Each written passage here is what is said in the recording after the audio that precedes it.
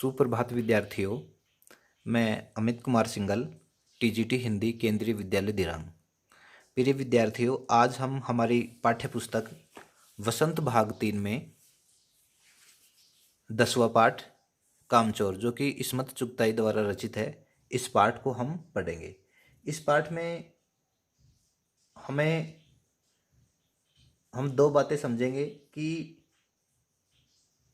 हमें बचपन में अपने और घर के कामों की आदत डालनी चाहिए।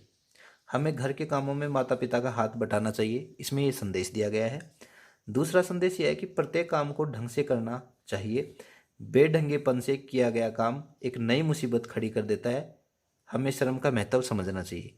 यानी इस काम में, इस परिवार में बच्चे हैं और वो निठल्ले टाइप के हैं, वो काम नहीं करते हैं, तो उन्हें कुछ काम सौंपे गए हैं तो वो बच्चे बिना किसी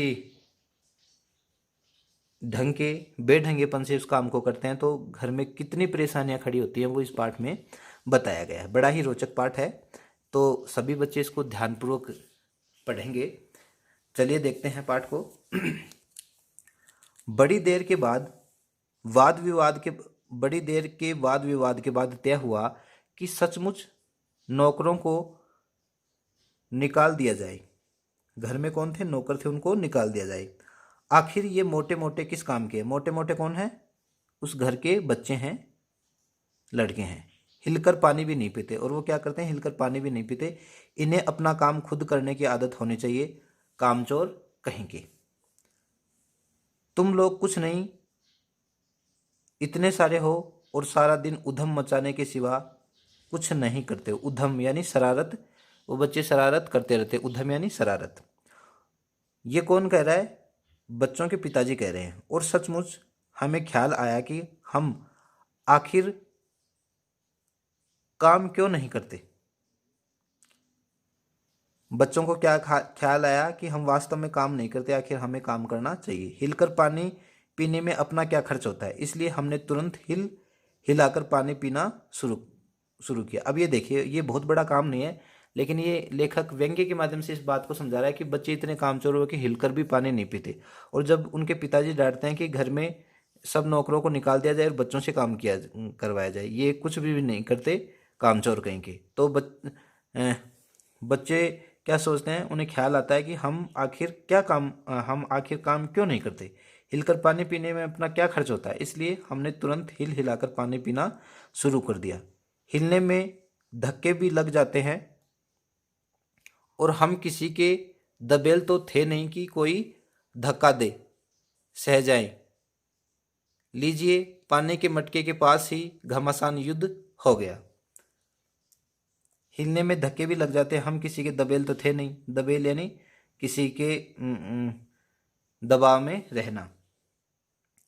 पानी के मटके के पास क्या हो गया? घमासान हो गया। सुराइयों में पानी भरा जाता। उधर लुढ़की, मटके इधर उधर गए। कपड़े भीगे सो अलग। यह भला काम करेंगे, अम्मा ने निश्चय किया। अम्मा सोच रही थी कि ये बच्चे बेढंग से काम कर रहे हैं, तो अम्मा पहले ही समझ गई थी कि ये बच्चे ठीक ढंग से काम नहीं कर पाएंगे।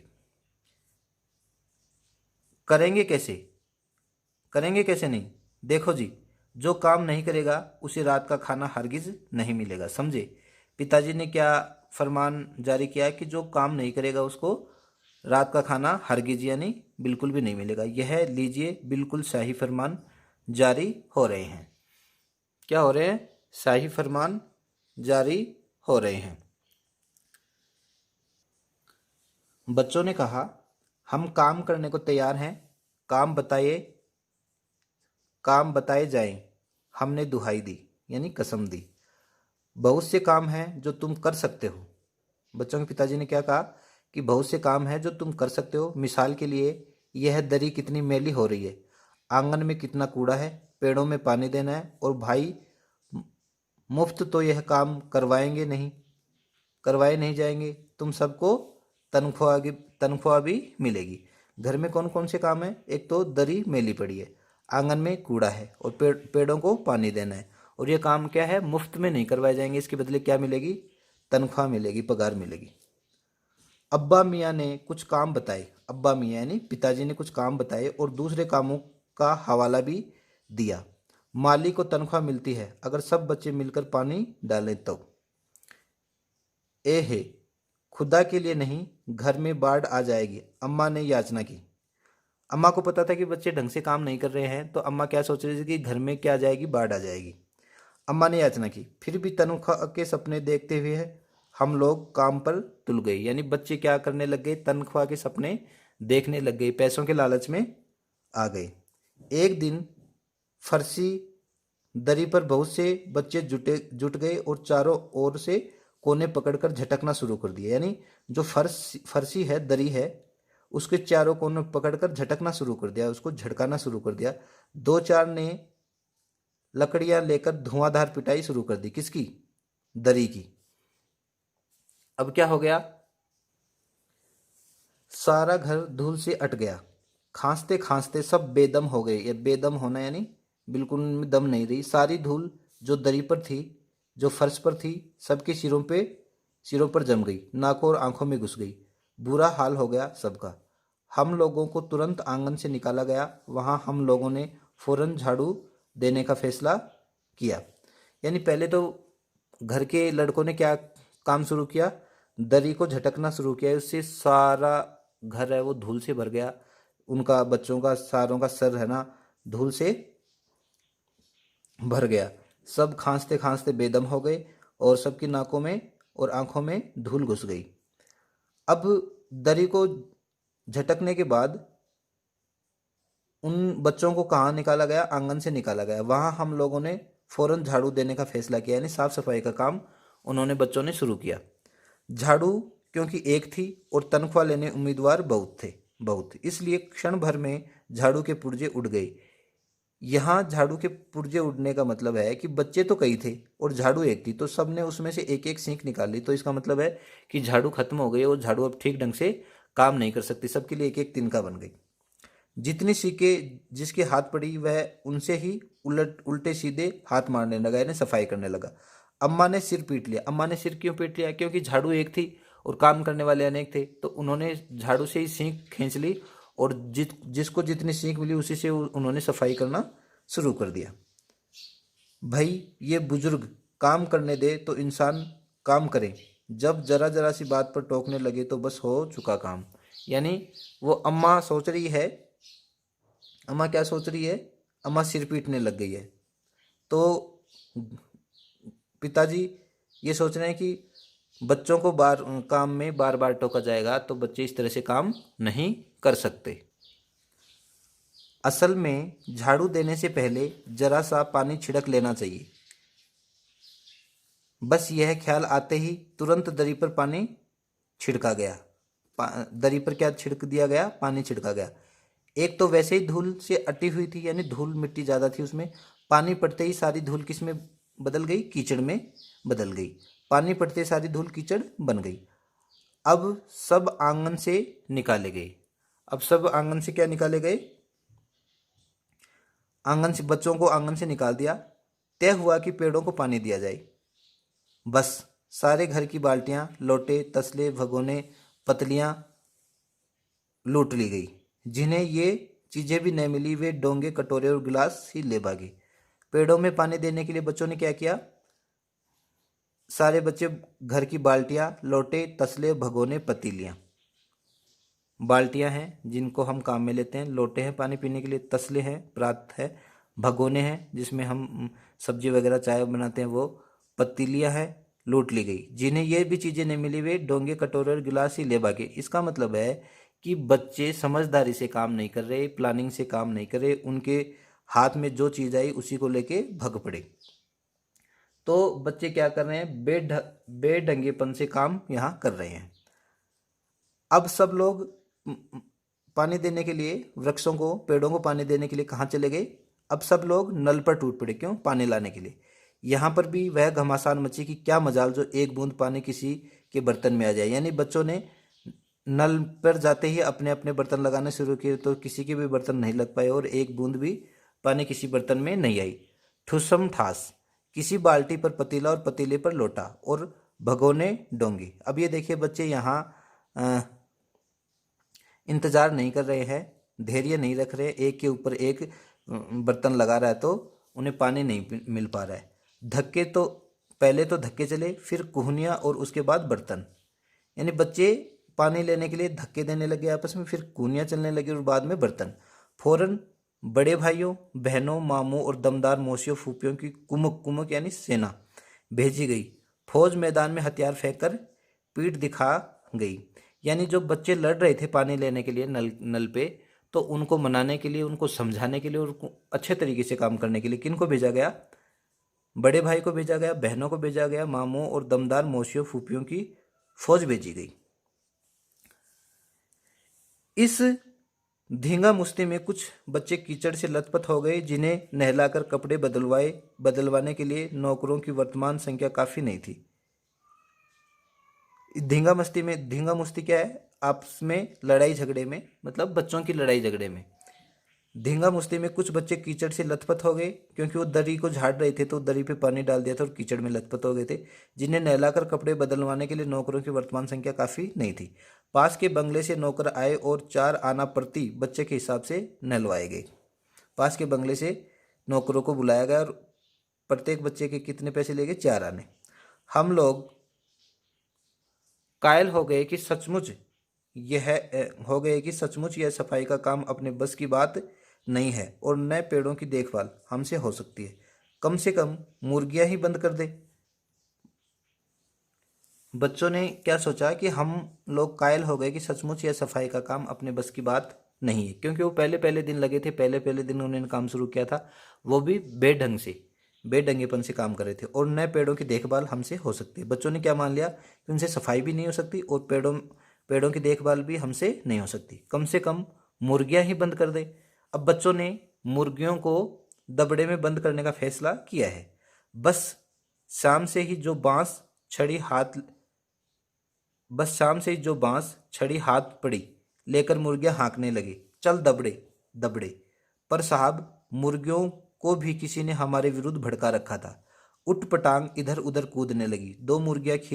अब ये मुर्गियां इधर उधर क्यों कूदने लगी? क्योंकि बच्चे उनके पीछे ही भागने लगे, तो मुर्गियां घबरा गई। मुर्गियों में भी इतनी बुद्धि थोड़ी होती है। मुर्गियों को तो एकदम आसानी से, तरीके से, किसी तरकीब से दबड़े में ले जाया जाता है। बच्चे तो बिना बेढंग से उनके पीछे भाग रहे हैं, तो मुर्गियां भी भागने लगी। अब भागने का क्या परिणाम हुआ?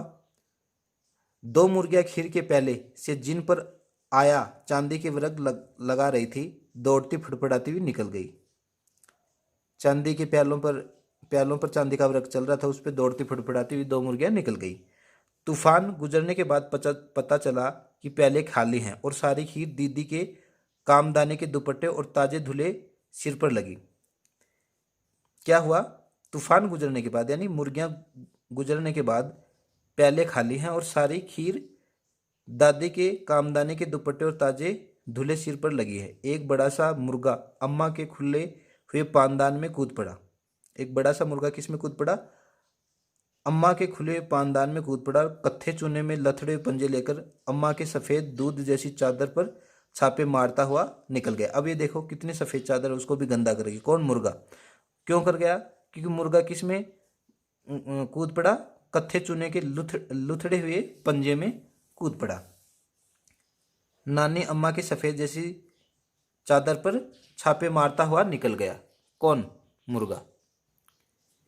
एक मुर्गी दाल की पतीली में छपाक मारकर भागी और सीधी जाकर मोरी में इस तेजी से फिसली कि सारी कीचड़ मौसी के मुंह पर पड़ी, जो बैठी हुई हाथ मुंह धो रही थी। इधर सारी मुर्गियां बेनकेल, यानी जिसके नकेल न हो, बेनकेल का ऊंट बनी चारों तरफ दौड़ रही थी। बिना नकेल का ऊंट है वो चारों तरफ दौड़ता रहता है, क्योंकि उसे किसी बात का डर नहीं रहता है। तो मुर्गियां भी क्या कर रही हैं? एक मुर्गी दाल की पतीली में छपाक मारकर, यानी उसमें कूदकर भागी और सीधी जाकर मोरी में इस तेजी से फिसली कि सारा कीचड़ किस पे आ गया? मौसी के मुंह पर पड़ी, जो बैठी हुई हाथ मुंह धो रही थी। मौसी क्या कर रही थी? हाथ मुंह धो रही थी। एक भी दबड़े में जाने को राजी न थी। कौन? मुर्गियां। क्यों? क्योंकि बच्चे उनके पीछे बेहिसाब दौड़े जा रहे थे। इधर किसी को सूजी की जो भेड़ें आई हैं लगे हाथ, उन्हें भी दाना खिला देना चाहिए। पहले बच्चों ने क्या किया? दरी को झाड़ना शुरू किया, फिर बच्चों ने पानी देने के लिए नल पे झगड़ा शुरू हो गया बच्चों का, फिर पानी दिया और घर के सब बर्तन उठा ले गए। फिर उन्होंने मुर्गियों को दबड़े में पहुंचाने की कोशिश की। और चौथा काम क्या कर रहे हैं, इधर किसी को सूझी कि जो भेड़ें आई हैं हाथ लगे उन्हें कहाँ भेज दिया जाए, दाना खिला दिया जाए। क्या फैसला हुआ, लगे हाथ उन्हें दाना खिला दिया जाए।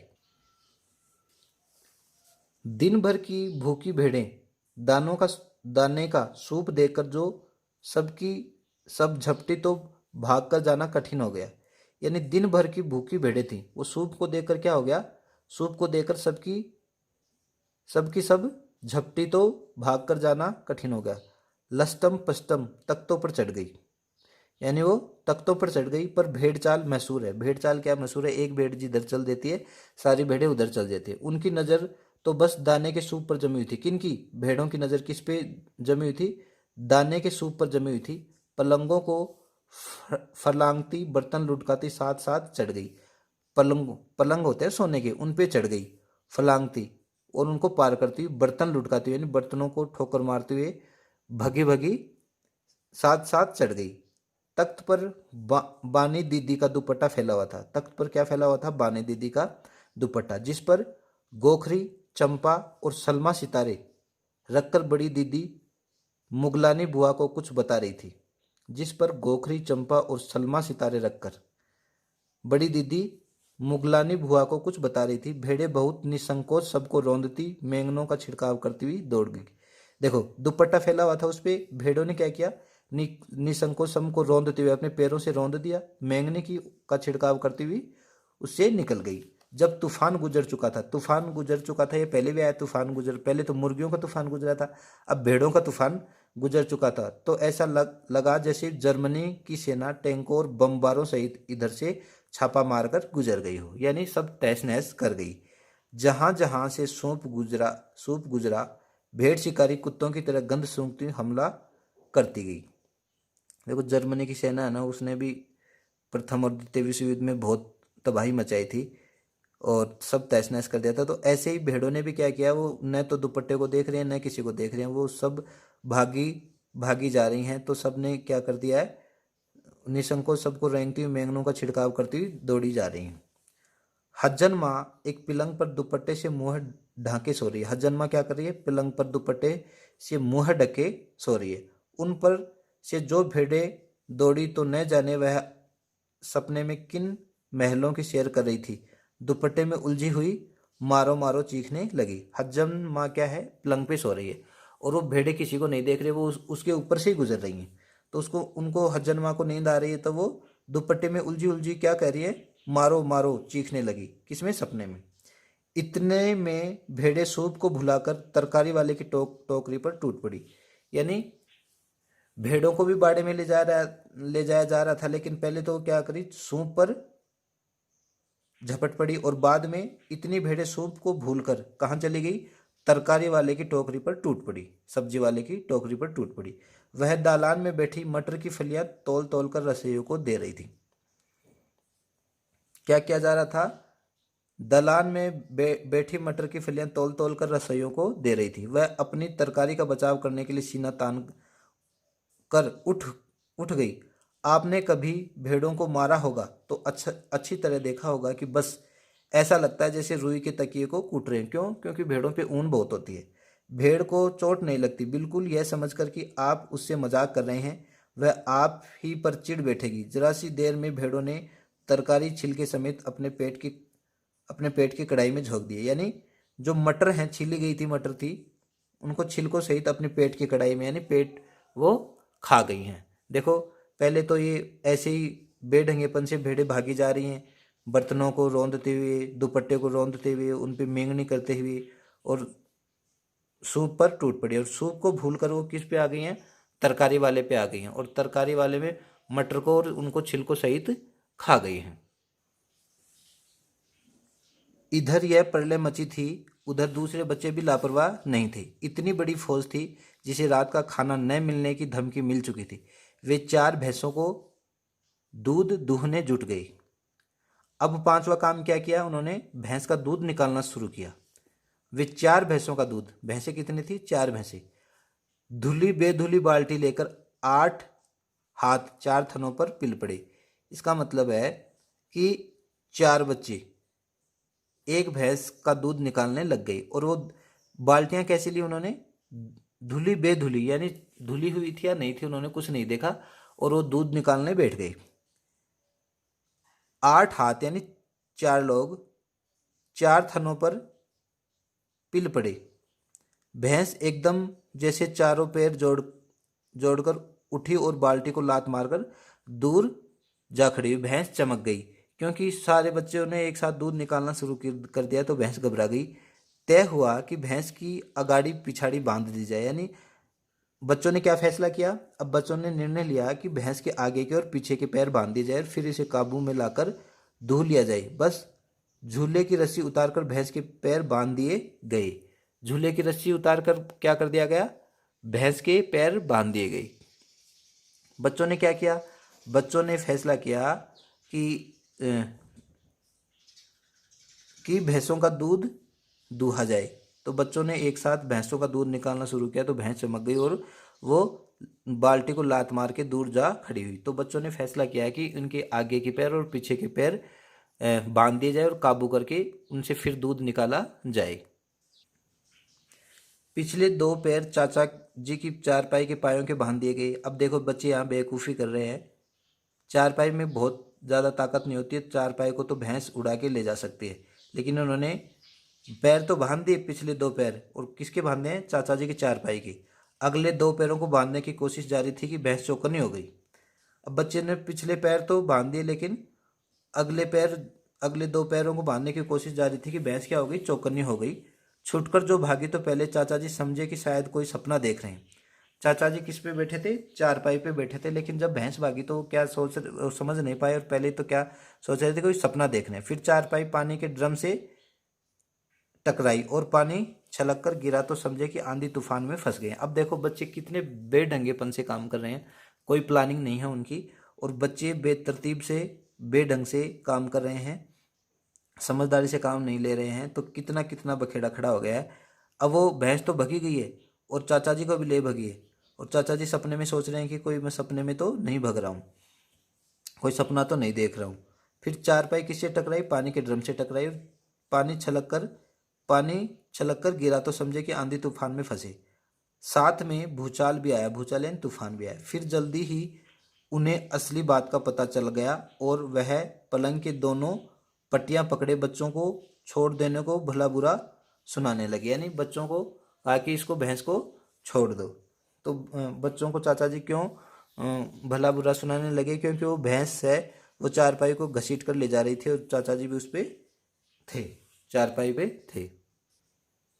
यहाँ बड़ा मजा आ रहा था। भैंस भागी जा रही थी और पीछे पीछे चारपाई, और उस पर बैठे हुए थे चाचा जी। यहाँ बड़ा मजा क्या आ रहा था कि भैंस भागी जा रही थी और चारपाई पे कौन बैठे हुए थे, चाचा जी बैठे हुए थे। ओहो, एक भूल ही हो गई, यानी बछड़ा तो खोला ही नहीं, इसलिए तत्काल बछड़ा भी खोल दिया गया। अब बच्चों ने देखो, बच्चों ने शरारत की कि भैंस का एक साथ दूध निकालने लगे, और चाचा जी की चारपाई के बांध दिया था उस भैंस के पैरों को, तो भैंस चाचा जी को लेके भग गई थी, चारपाई को लेके भग गई थी। अब उन्होंने दूसरी भूल क्या की है, एक भूल हो गई, यानी बछड़ा तो खोला ही नहीं, भैंस का बछड़ा और खोल दिया, इसलिए तत्काल बछड़ा भी खोल दिया गया। तीर निशाने पर बैठा और बछड़े की ममता से व्याकुल होकर भैंस ने अपने खुरों पर ब्रेक लगा दी, यानी बछड़े को देखते ही क्या हो गया, भैंस अपने बच्चे को देखकर रुक गई, अपने खुर यानी पैरों को ब्रेक लगा दी। बछड़ा तत्काल जुट गया, धोने वाले गिलास कटोरे लेकर लपके, क्योंकि बाल्टी तो छपाक से गोबर में जा गिरी थी। बछड़ा फिर बागी हो गया। देखिए बच्चे बाल्टी में दूध क्यों नहीं ले रहे थे, बाल्टी गोबर में जा गिरी थी। अब बच्चे किस में दूध धोने लगे, गिलास कटोरे लेकर लपके। ये लपक रहे हैं, धैर्य से काम नहीं कर रहे। यहाँ बचपना दिखाया जा रहा है बच्चों का। कुछ कुछ दूध जमीन पर और कपड़ों पर गिरा, 2-4 धारें गिलास कटोरों पर भी पड़ गई, बाकी बछड़ा पी गया। यह सब कुछ मिनट के 3/4 में ही हो गया। घर में तूफान उठ खड़ा हुआ। क्यों तूफान उठ खड़ा हुआ, क्योंकि बच्चों की वजह से सब काम अस्त व्यस्त हो गए थे। बर्तन ही बर्तन चारों तरफ फैल गए थे, मुर्गियां भग गई थी, भेड़ें भग गई थी, सब्जियां खा गई थी, उनके दुपट्टे वगैरह सब खराब कर दिए थे, और चाचा जी को भैंस लेकर भग गई थी, चारपाई को लेकर भग गई थी। दूध भी सही ढंग से नहीं निकाल पा रहे थे, दूध दूह नहीं रहे थे। घर में तूफान उठ खड़ा हुआ, ऐसा लगता था जैसे सारे घर की मुर्गियां, भेड़े, टूटे हुए तसले, बाल्टियां, लोटे, कटोरे और बच्चे थे। घर में तूफान खड़ा हो गया, ऐसा लगता था, कैसा लगता था कि जैसे सारे घर में मुर्गियां, भेड़ें, टूटे हुए तसले, बाल्टियां, लोटे, कटोरे और बच्चे थे। बच्चे बाहर किए गए, बच्चे कहाँ किए गए? बाहर किए गए। मुर्गियां बाग में हकाई गई, मातम सा मनाती तरकारी वाली के आंसू पोंछे गए और अम्मा आगरा जाने के लिए सामान बांधने लगी, क्योंकि अम्मा बच्चों से नाराज हो गई थी कि बच्चे सारा उन्होंने अस्त व्यस्त कर दिया है। या तो बच्चा राज कायम कर लो या मुझे ही घर में रख लो। अब बच्चों की अम्मा है वो क्या करे कि यानी या तो बच्चों को ही काम बच्चा राज ही कायम कर लो या मुझे ही रख लो, नहीं तो मैं चली मायके। अम्मा ने चुनौती दी, यानी तुम या तो बच्चों से काम करवा लो या फिर मुझे ही मेरे से ही काम करवा लो। और अब्बा ने सबको कतार में खड़ा करके पूरी बटालियन का कोर्ट मार्शल कर दिया, यानी सब बच्चों को धमकाया, समझाया। अगर किसी बच्चे ने किसी घर की किसी चीज़ को हाथ लगाया तो बस रात का खाना बंद हो जाएगा। देखिए, पार्ट के शुरू में भी बच्चे कोई काम नहीं कर रहे थे, बच्चों से कहलवा के काम किया गया तो बच्चों ने बेढंग से काम किया, और जब बेढंग से काम किया तो सारा घर क्या हो गया? सारे घर में मुर्गियां, भेड़े, टूटे हुए तसले, बाल्टियां, लोटे, कटोरे और बच्चे ऐसे अस्त व्यस्त हो गया। तो अब उन्हें फिर से फरमान दिया गया कि अब घर की चीज़ों के हाथ लगाया तो रात का खाना बंद हो जाएगा। ये लीजिए, इन्हें किसी करवट शांति नहीं। हम लोगों ने भी निश्चय कर लिया कि अब चाहे कुछ भी हो जाए, हिलकर पानी भी नहीं पिएंगे। अब बच्चे सोच रहे हैं कि इन्हें किसी करवट शांति नहीं, यानी हम घर में चुपचाप बैठे तब भी शांति नहीं, काम करें तब भी शांति नहीं। तो हम लोगों ने भी निश्चय किया है, हम लोगों ने यानी बच्चों ने निश्चय कर लिया कि अब चाहे कुछ भी हो जाए, हिलकर पानी भी नहीं पिएंगे। इस्मत चुगताई। विद्यार्थियों, ये पाठ बड़ा ही रोचक पाठ है और आप पढ़ोगे तो आपको भी बड़ा आनंद आएगा। बड़ा ही हंसी मजाक के लहजे में ये पाठ लिखा गया है इस्मत चुगताई द्वारा। तो आप इस पाठ को समझने के लिए बार बार ये वीडियो देखेंगे। तब तक के लिए धन्यवाद।